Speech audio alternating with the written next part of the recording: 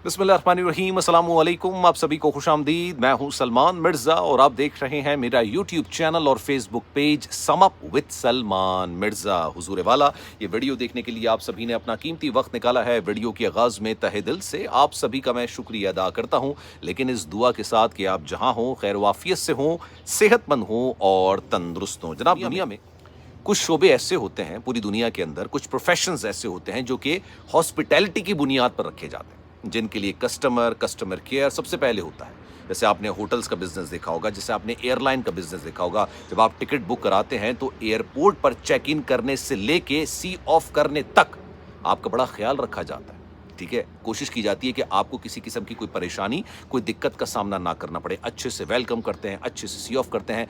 तो ये कुछ शोबे होते हैं जो कि हॉस्पिटैलिटी की बुनियाद पर बनाए जाते हैं। लेकिन अगर मैं आपसे कहूं कि यही एक एयरलाइन है जिसने अपने 88 मुसाफरों को, एक को नहीं 88 मुसाफरों को, जो कि एक प्लेन में सवार थे या सवार होने जा रहे थे, उस तैयारे के मुसाफिर थे, उन पर ना सिर्फ चोरी का इल्ज़ाम लगाया बल्कि उनको धौंस और धमकियां दी गई, उनको संगीन नताइज की धमकियां दी गई। जिनका टिकट उन्होंने खरीदा है वही एयरलाइन उन्हीं मुसाफिरों को जिन्होंने लाखों रुपए देकर टिकट खरीदा, उनको बाकायदा तौर पर धौंस और धमकियां देती है। काफ़ी टाइम तक, कई घंटों तक उनको होल्ड करा के रखती है, उनकी एक करके चेकिंग की जाती है और उसके बाद उनको प्लेन में जाने की इजाज़त दी जाती है। और अगर मैं आपसे ये भी कहूँ कि ये वाक़या पाकिस्तान में नहीं, भारत में नहीं, बांग्लादेश में नहीं, अफ़गानिस्तान में नहीं, इस तरह के ममालिक में, श्रीलंका में पेश नहीं आया। मतलब ऐसे ममालिक जो कि दुनिया की दौड़ से बहुत पीछे हैं, इन ममालिक में पेश नहीं आया, बल्कि इंग्लैंड जैसे मुल्क के अंदर, लंदन जैसे शहर के एयरपोर्ट पर ये वाक़या पेश आया। विज़ नामी एक एयरलाइन है। अब बड़ा दिलचस्प वाक़या, मैं चाहूँगा कि इसको आपने आखिर तक ज़रूर सुनना है, क्योंकि मेरी 17 साला सहाफ़ती कैरियर के अंदर मैंने पहली बार इस तरह का वाक़या सुना। होता ये कि जनाब, विज़ नामी एक एयरलाइन है, उसका एक तैयारे में जो फ़्लाइट होती है 88 मुसाफिर सवार होते हैं। मतलब ये बोर्डिंग वगैरह कर लेते हैं, अनाउंसमेंट होती है कि जनाब आप प्लेन के अंदर चले जाइए, कि अचानक सबको रोक दिया जाता है और कहा जाता है कि जनाब हमारे एक ऑफिसर का मोबाइल चोरी हुआ है और हमें ऐसा लगता है कि आप 88 में से किसी एक शख्स के पास ये मोबाइल मौजूद है। अच्छा, मुसाफिर कहते हैं भाई यार, हम कोई उठाई गिरे थोड़ी हैं कोई यार, हम कोई रक्षा में इधर उधर बसों में सफ़र, मैं तो उनकी भी इज्जत करता हूँ, रिस्पेक्ट करता हूँ। मतलब आप लोगों ने हमें क्या समझा, हम एयरपोर्ट पर बैठे हुए हैं, लंदन की एयरपोर्ट पर बैठे हुए हैं, एक अच्छी एयरलाइन में सफ़र कर रहे हैं और आप हम पर चोरी का इल्ज़ाम लगा रहे हैं। चले, एक बंदे पर आपको शक हो, कोई सीसीटीवी कैमरा हो, कोई वीडियो हो आपके पास, लेकिन आपने 88 के 88 मुसाफिरों पर चोरी का इल्ज़ाम धर दिया और संगीन नताइज की धमकियाँ दी। ये तक कहा गया 88 मुसाफिरों को कि हमें पता है कि आप में से किसने मोबाइल चुराया है। अगर वो खुद ही रज़ाकाराना तौर पर मोबाइल वापस नहीं करता है तो आप पर पुलिस केस भी होगा, आपको सारी ज़िंदगी के लिए फ़्लाइंग जो है ना आपके लिए बंद कर दी जाएगी, आप कभी फ्लाई नहीं कर सकते। अब 88 के 88 लोग हाथ पे हाथ रख के बैठे, कह रहे हैं भाई आपको जिस पर शक है उससे मोबाइल निकलवा लीजिए। आपके पास हर जगह कैमरे लगे हुए हैं, मतलब एयरपोर्ट के अंदर कैमरे हर जगह लगे होते हैं। एक एरिया को 3-3 जो कैमरे हैं, 4-4 कैमरे हैं, वो बाकायदा तौर पर कवर कर रहे होते हैं और आप कह रहे हैं कि जनाब हमने आपका मोबाइल चोरी किया। एक सिक्योरिटी गार्ड का, एक ऑफिसर का आपका मोबाइल चोरी किया। अच्छा जनाब, इनको काफ़ी देर तक होल्ड कराया रखा जाता है। फिर इनसे कहा जाता है कि जनाब हम आपसे फिर आखिरी बार ये आपको वार्निंग दे रहे हैं कि अगर आपने मोबाइल नहीं दिया तो आप सबके लिए मुश्किलात पैदा हो जाएगी। सब ने कहा भाई हमारे पास नहीं है, चेकिंग करनी है तो कर लो। काफ़ी देर तक इनको होल्ड कराने के बाद जब ये दोबारा से एयरप्लेन इनको जहाज़ के अंदर बिठा दिया जाता है तो एक अनाउंसमेंट होती है और उस अनाउंसमेंट में कहा जाता है कि जनाब हमें मोबाइल तो रिकवर नहीं हुआ, लेकिन आप 88 मुसाफिरों में से किसी एक के पास हमें लग रहा था, हमारे पास वीडियो भी मौजूद थी, लेकिन उसके पास से भी वो मोबाइल बरामद नहीं हुआ। इसलिए हम इस सारे अमल पे आपसे माजरत खां हैं। और उसके बाद वो फ़्लाइट जो है वो लंदन एयरपोर्ट से उड़ती है और जो उसकी डेस्टिनेशन होती है वहाँ के लिए वो रवाना हो जाती है। अब मैं आपको कुछ दिलचस्प हक़ाइक़ बताता हूँ। लंदन जैसा शहर, इंग्लैंड जैसा मुल्क, अमेरिका जैसा मुल्क, ऑस्ट्रेलिया जैसा मुल्क, जर्मनी जैसा मुल्क, न्यूजीलैंड जैसा मुल्क, यहाँ पर ह्यूमन राइट्स जो होता है ना वो बड़े संगीन किस्म के होता है। एक इंसान क्या, एक जानवर तक के राइट्स होते हैं।